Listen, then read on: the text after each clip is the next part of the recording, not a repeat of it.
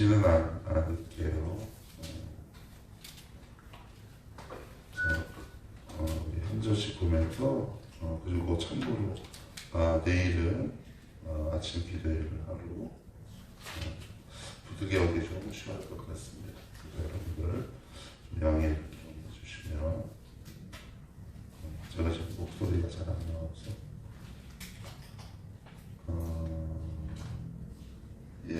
사무엘하 5장 13절에서 25절인데 13절 이제 15절은 다윗이 이제 헤브론에 있다가 헤브론은 유다의 수도였죠. 쉽게 얘기하면 이제 거기 있다가 이제 예루살렘으로 올라가서 이제 첩첩들을 두었다라고 이제 이야기를 합니다. 거기 이제 보시면 삼무와 소바, 나단, 솔로몬, 이르할, 엘리스와 네벡과 야비와 엘리사마와 엘라다와 엘리엘레. 그러니까 다윗도 그 당시 일부 다처제라는 보편적인 어떤 관습 제도에서 벗어나기가 어려웠던 부분이 분명히 있었던 것 같아요. 이 부분에 대해서 이제 뒤에 자세하게 다시 나오니까 그때 다시 한번 살펴보도록 하고요. 자, 우리 17절은 우리 여러분들이 한번 읽어주시겠어요? 자, 시작. 이스라엘이 다윗에게 기름을 부어 이스라엘 왕으로 삼았다함을 블레셋 사람들이 듣고 블레셋 사람들이 다윗을 찾으러 올라오매 다윗이 듣고 요새로 나가니라. 예.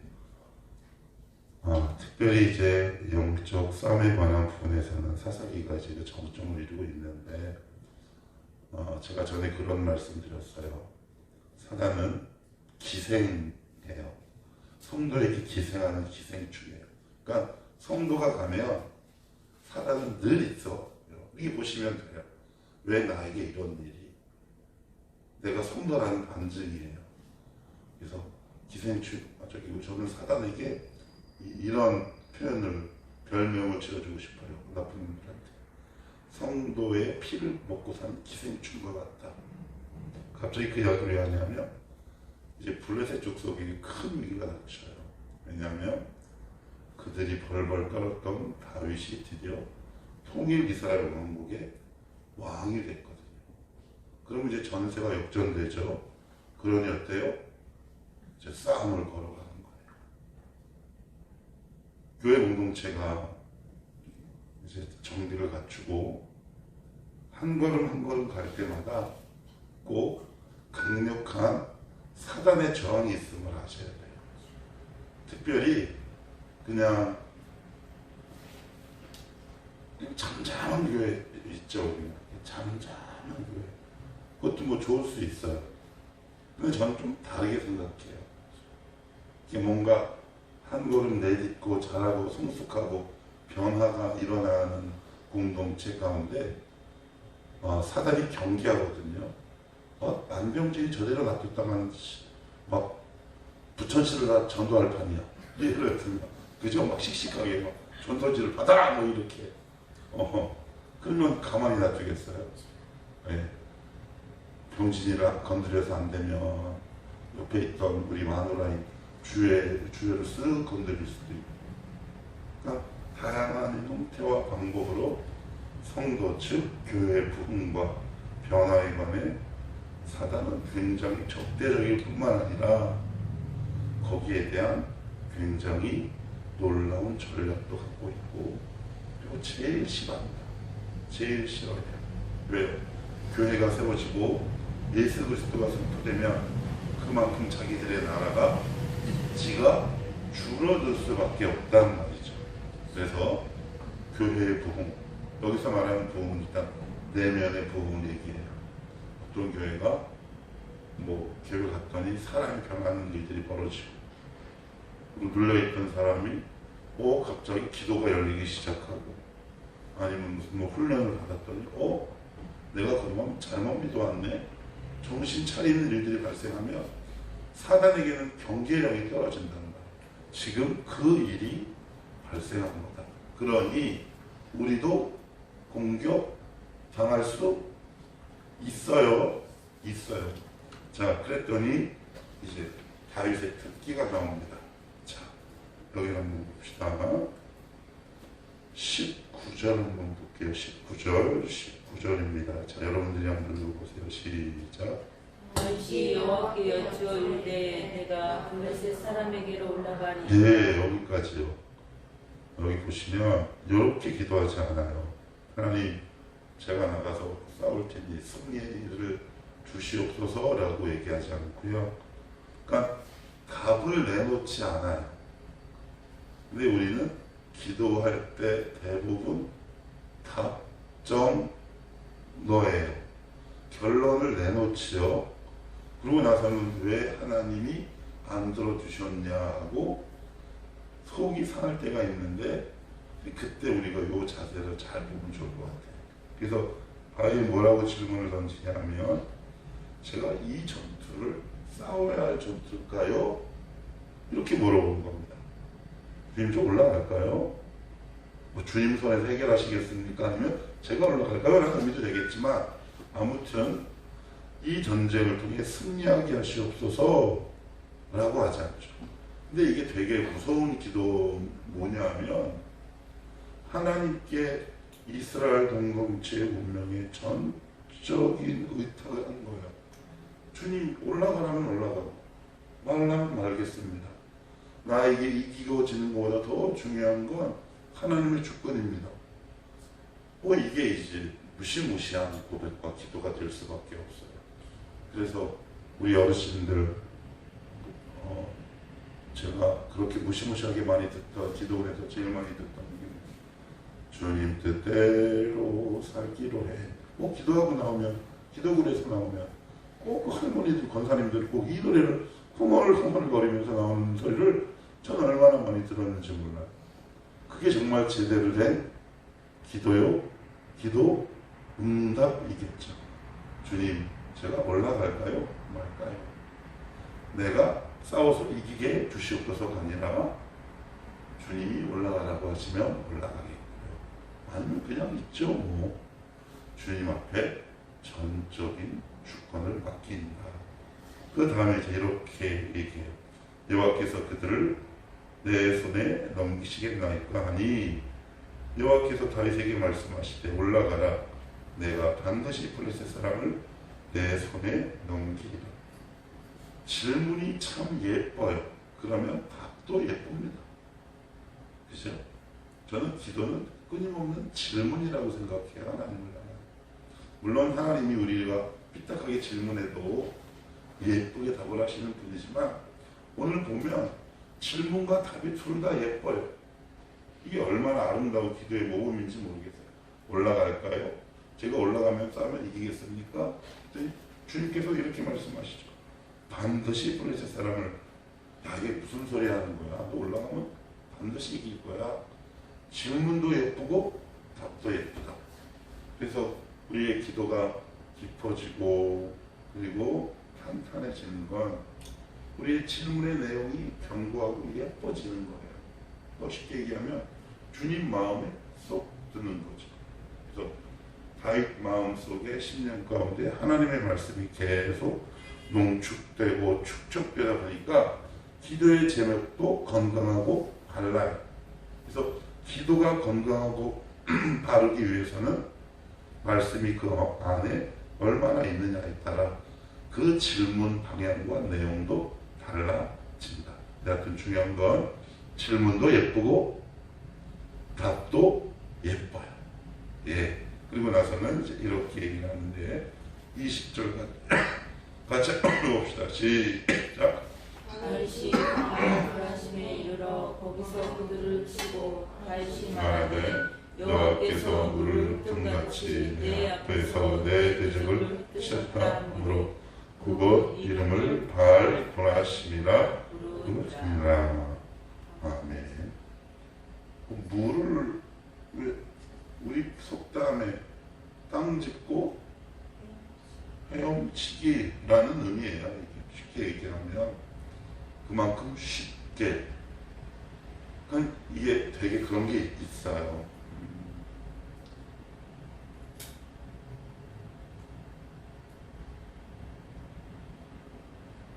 질문이 예쁘면 문제 해결도 예뻐요.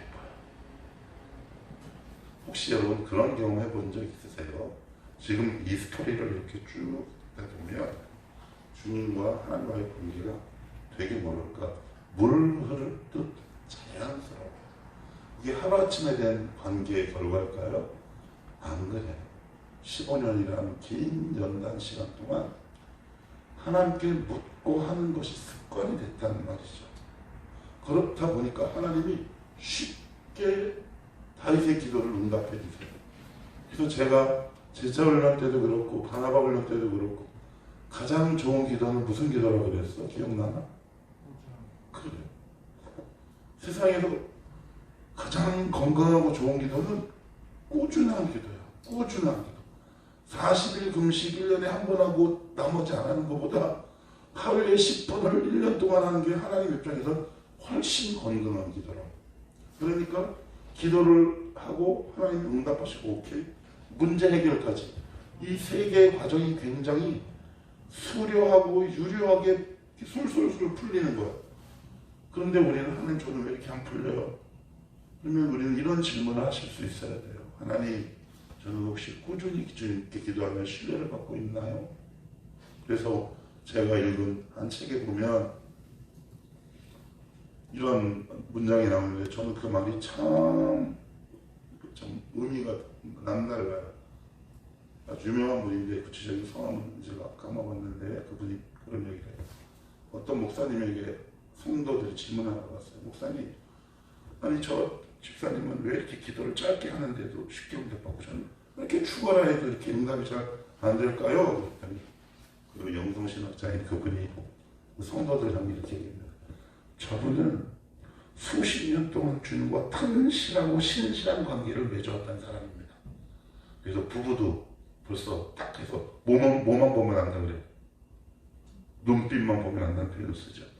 주님과의 관계가 계속 꾸준히 이어져 왔다는 거예요. 그래서 무엇을 구하든지 하나님이 들어주실 준비가 되어 있는 거예요. 그래서 여러분 기도하실 때 꾸준히 하셔야 돼요. 꾸준히 하셔야 돼요. 그래야 이게 정말 주님과의 깊은 교제 그 과정 속에 들어가요. 그러니까 오늘 여기서 나오는 바알브라심 물 흐르듯 자연스럽게 이어져요. 그죠? 근데 우리는 그냥 근데 뭐 다윗은 뭐 그런 과정 안 겪었겠습니까? 당연히 그렇죠. 그죠? 그래서 왜 이렇게 나에게 응답이 안 되나 하지 마시고 하나님 오늘도 한 걸음 한 걸음 하나님 응답하실 때까지 제가 기도의 자리를 신실하게 지키는 자가 되게 하옵소서. 그래야 되지요. 그치요? 그리고 막 뿔나가지고 기도 막 안 하다가 조금 오늘 좀 컨디션 좋은데 기도 좀 해볼까? 물론 그것도 기뻐하시죠. 근데 그렇게 기도하는 것과 그냥 조금 불리하고 속상하고 감정이 뒤틀려도 그 자리를 꾸준히 지킨 사람이라면 여러분이 하나님이면 누구에게 응답하시겠습니까? 우리 주님도 인격을 갖고 계신 분인데 신격, 페르소나, 그죠?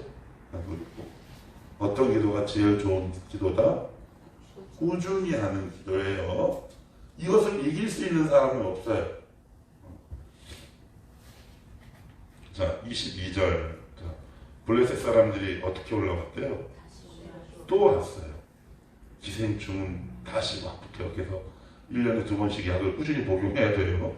그죠? 르바임 골짜기에 가득한 자 다윗이 여호와께 여쭈니 이르시되 올라가지 말고 아까는 올라가고 근데 여기는 올라가지 말고 그를 뒤로 돌아서 뽕나무 숲을 맞은편에서 대상은 누구예요? 블레셋. 그죠? 대상이 똑같아요. 그런데 방법이 달라요. 문제가 생겼어요. 예전에는 하나님이 이렇게. 그러니까 우리가 그런 게 있어요. 우리 몸이 뭘 기억하냐면 하나님이 우리에게 행하신 응답의 방법을 우리는 기억해요. 본능적으로 성도들은. 그래서 이번에도 이렇게 해결하시겠지라는 나름대로 기대가 있어요. 그렇지 않나요? 그런데 하나님은 올라가지 말고 기습을 하래요. 이게 되게 놀라운 거예요. 옛날에 분명히 기도 제목을 이렇게 했을 때 하나님 이렇게 응답하셨는데 지금은 뭔가 좀 달라. 이거 응답 안 하시는 거 아니야? 아니요. 방법을 다르게 하시는 거예요. 방법을 다르게 하시는 거예요. 자, 여기에 대해서 열려 있어야 들려요. 이거 좀 다시 들었죠? 그런데 만약에 이런 선입견을 가지고 있다면 전에는 올라가라고 그랬으니까 지금도 아마 올라가라고 그러실 거야. 하나님 올라가게 해주시옵소서. 근데 주님은 계속 올라가지 말고 그러면 나의 생각과 주님의 명령이 부딪히니까 이게 음성이 들릴 리가 만무하죠. 동일한 상황, 동일한 대상인데 공격 방법이 달라요. 두 번째, 왜 이런 공격 방법을 다르게 할까요? 인간은요, 우상 제조의 귀재들이에요. 무슨 얘기냐? 동일한 방법을 하잖아요. 그러면 그 방법만을 생각해요. 그 방법이 나의 하나님이 되어버립니다. 그래서 기도원 원장들이 귀신이 되어버리는 거예요. 30일 기도해! 큰일 나는 겁니다. 어떤 사람은 30일 하면 다 죽어요. 큰일 나는 겁니다. 그래서 문제 생길 때마다 꼭 무슨 처방전을 받으러 가는 사람들이 있어요. 그거 되게 무서워요. 그래서 저도 참 조심해서 상담합니다. 저는 손가락에 손가락도 아니고 손가락이라고 해요. 진리를 가르치는. 근데 이 손가락을 보고 이거 진리 그러면은 저는 여러분 싸대기 때려야 돼요. 제 싸대기 때리고. 그래서 저는 최종 결정은 너희들이 하십시오. 이렇게 얘기해요. 저는 여러분의 인생을 책임져 주는 사람이 아니에요. 여러분들이 주님을 바라볼 수 있도록 거기까지만 안 내고 저는 빠져야 돼요. 그런데 기도원 원장도 그러나요? 제가 예전에 기도원에 한번 예언 안수기도 받으러 갔는데 너무 웃긴 게 기도를 40일도 30일도 아니야. 무슨 32일하고 몇 시간을 이렇게 그래서 아멘하고 왔는데 뭔가 이상해. 이게 무슨 부족받은 기분이기도 하고. 그래서 목사님한테 물어봤어. 그랬더니 큰일 난다. 그래요. 하나님은 방법이 우상화되지 않게 하십니다. 그죠? 근데 우리는 뭐에 관심이 많아요? 하나님께 관심이 많아요? 방법에 관심이 많아요? 이 문제를 풀어내는 방법에 우리는 관심이 많단 말이에요. 그래야 하나님이 계속해서 문제를 그 해결 방법을 다르게 하시는 거예요.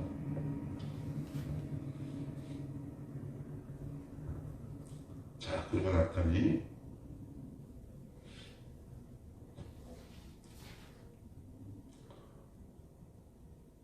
자, 25절 듣고 마칩시다. 시작. 이에 다윗이 여호와의 명령대로 행하여 블레셋 사람을 쳐서 게바에서 기슬까지 이르니라. 그래요. 아까도 누구를 쳤어요? 블레셋 사람. 그죠? 네, 근데 방법은 달랐어요. 똑같은 방법으로만 하나님이 역사하시지 않는다. 그 이유는 방법이 반복되면 그 방법이 나에게 우상이 될 수 있기 때문에 그래요. 그래서 여담이긴 하지만 그냥 뭔가 이렇게 있는 사람을 자꾸 찾아가시는 분들 큰일 나요. 독대하셔야 돼요. 독대. 그래서 안 되면 기도 좀 하고 그래 나 이런 문제인데 그런데 그냥 이게 처방전 받으러 가시는 분들이 있어요. 이상하게 옛날 분들 가운데. 근데 옛날 분이 아니고 요즘 분들도 있습니다. 아주 제 친척 가운데 그래가지고 제가 예전에 한번 엄청나게 뭐라 그런 적이 있는데 그래서 오늘 여러분들이 이 자리가 주님과 깊은 관계로 독대한 자리가 되기를 축복합니다. 그래서 여기서 은혜 듬뿍 받고 그 방법을 익혀가는 그냥 머리가 기가 막히게 돌아가는 자가 아니라 그냥 너 이렇게 가라 그러면 네 이렇게 가고 너 이번엔 뒤로 돌아가 그러면 네 그렇게 그렇게 서로를 깊이 신뢰가 되는 그런 정말 영성이 깊은 기도자들이 다 되시기를 축복합니다. 기도합시다.